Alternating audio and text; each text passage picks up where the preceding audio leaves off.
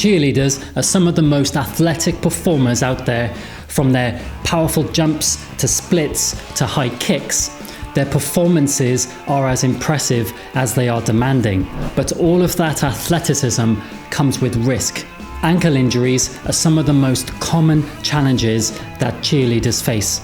Today I'm going to break down a clip from Netflix's America's Sweethearts, which follows the Dallas Cowboys cheerleading team. In this clip, the cheerleader involved is performing high kicks in a line and suffers an ankle inversion injury. As a clinical podiatrist, I'm going to give you my take on why I think this happened and why cheerleaders in particular are at risk of this. I will cover the mechanism of injury, the anatomy, and the likely injured structures around the area.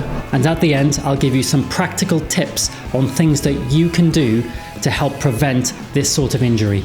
So let's recap the scene.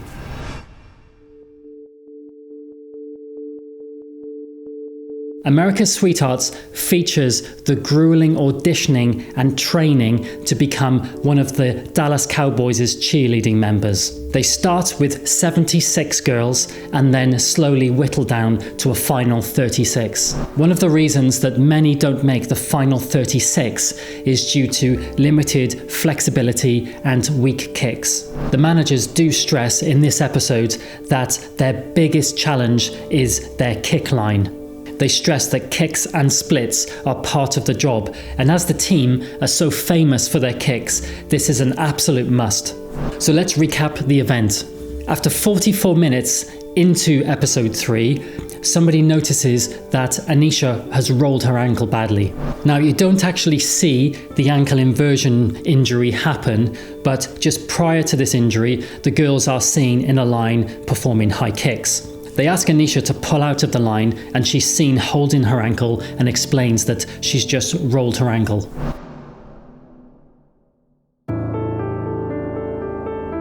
She walks off the field with a slight limp, has her ankle taped up, and then returns back to the team. After 47 minutes into the show, Anisha explains that she thinks she just pushed it a bit too hard and that this sort of injury has never happened to her before. She says that her ankle is a little bit swollen and that she's pointing to the outside of her lateral malleolus area. It is also at this point that somebody notices that her shoes are a little bit too big for her. So let's recap the high kick move.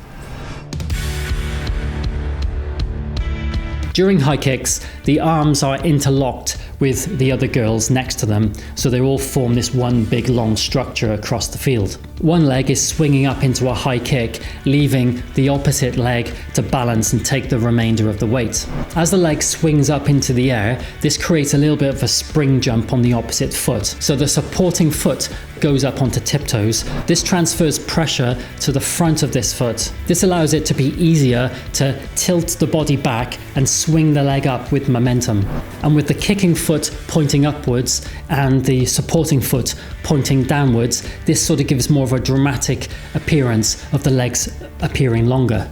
As you go up onto tiptoes, your foot will supinate, which means that the foot rolls out a bit more to the outside of the foot. If you're unable to hold this position, your foot can continue to roll out and then continue into an ankle inversion injury. So what's happening here is actually more than just bad luck. This kind of movement places tremendous stress on the opposite ankle, and this type of injury can cause all sorts of damage, such as the ligaments and the tendons and even the bones. So let's get into what I believe is one of the biggest blessings and challenges that cheerleaders have. Hypermobility, the double-edged sword.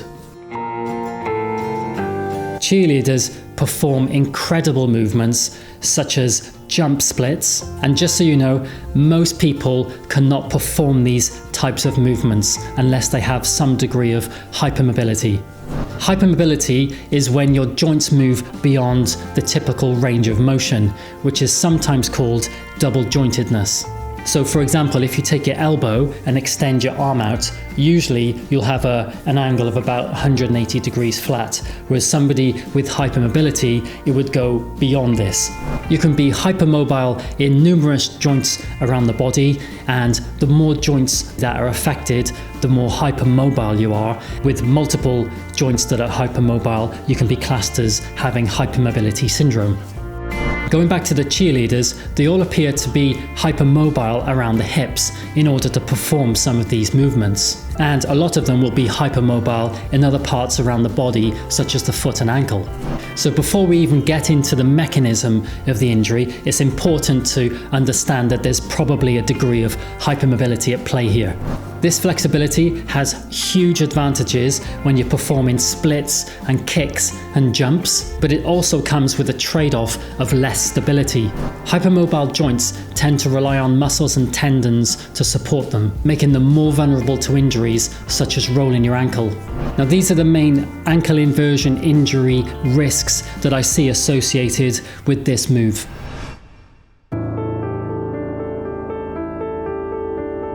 Number one, there's a single limb support. So there's only one foot supporting the weight. There's also the heel lifts, so it transfers pressure to the forefoot. So now you only have one limb supporting, and it's only being supported in the forefoot. When the heel lifts up, the foot naturally goes into a more supinated position, making it closer to rolling the ankle.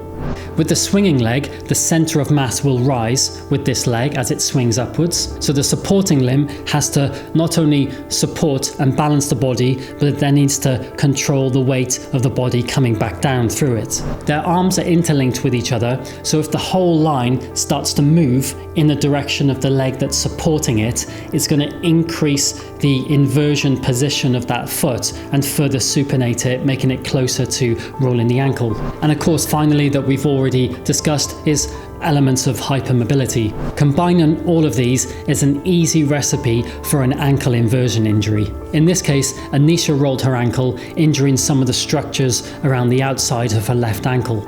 And in addition to this, her loose footwear may have contributed. So let's look at some of the common structures around the ankle that are likely to be injured with this type of injury. Let's first cover the three main ligaments on the outside of the ankle. These are the ATF ligament, the CF ligament, and the PTF ligament. There are also two main muscles on the outside of your leg. These are the peroneal muscles, peroneus longus and peroneus brevis. The muscles are on the side of the leg, and then the tendons come around and they wrap behind the bump of bone called the lateral malleolus, and then come down the side of the foot. Their job is to evert the foot. So if you're about to roll your ankle, these will work their hardest to try to prevent it. If these muscles are unable to prevent the ankle inversion injury, the first thing that may happen is that you exert the muscles, just as you may do if you're at the gym and try to lift a bit too much weight. And then as your ankle rolls over, the further it rolls, the more it's going to stretch these tendons. So then you can start to have partial tears or full complete tears and ruptures of these tendons. Rolling your ankles also puts a lot of pressure on the bones in the joints. Some of the common fractures that I see with these include, number one, the base of the fifth metatarsal. Now the base of the fifth metatarsal has a prominent bone called the styloid process. As the ankle rolls over, this bump of bone takes probably most of the weight, and then this is easily fractured. Other types of fractures around the ankle include the head of the fibula, which is the lateral malleolus, the bump of bone on the outside, or the tibia on the inside of the ankle, the medial malleolus. Sometimes the talus can be fractured, which is situated in the center of the ankle, and sometimes the cartilage in these areas get chipped and broken off, forming some osteochondral defects.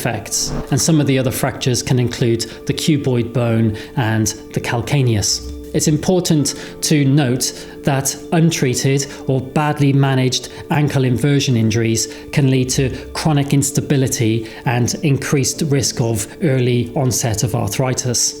And in Anisha's case, I suspect she probably sustained a grade 1 sprain of the ATF ligament and peroneal tendons. This next section, I will mention ways you can help prevent ankle inversion injuries. But very quickly before I do, I make free videos to help as many people around the world as possible with foot and ankle healthcare. If you can support the channel by liking the video or clicking the thumbs up on the video, and share the video with anyone you think may benefit from it. And if you'd like to keep up to date with foot and ankle healthcare, you can obviously subscribe to the channel. Thanks very much, and let's get back to the prevention tips. So the first thing you can do to help prevent these sorts of injuries is strength building. Building peroneal muscle strength by everting the foot against a resistance band. Number 2 is proprioception. Balancing on one foot and then with closed eyes. The next level up is hopping on one foot on the spot and then hopping in a line and changing directions. Number 3, supporting the ankles. If you have hypermobile ankles, you may find it more useful if you're walking or hiking to use an ankle boot. You can also try taping or strapping techniques to stabilize your ankle. And finally, orthotics. This is something that I regularly do to help many of my patients. Effectively, this is a customized insole that goes inside your footwear and is built with some increased stability on the outside so that you're less likely to roll your ankles. And finally, why does this all matter? Ankle injuries can seem part of the sport, but they can have lasting effects if they're not treated properly. By understanding the mechanics of these injuries, we can help take steps to help cheerleaders' health without sacrificing their incredible performances. If you're a cheerleader or work with one, just remember, prevention is key. Strength, balance, and proper support can go a long way in keeping these ankles safe. If you found this video useful, please give it a thumbs up, it really helps me. You can share it with anyone you think it may help, and if you'd like to keep up to date, subscribe to the channel. Thanks very much, and I'll see you soon. I'm Steven Thomas, I'm a podiatrist, which is a foot and ankle specialist, and I'm based in the Harley Street Medical District of Central London.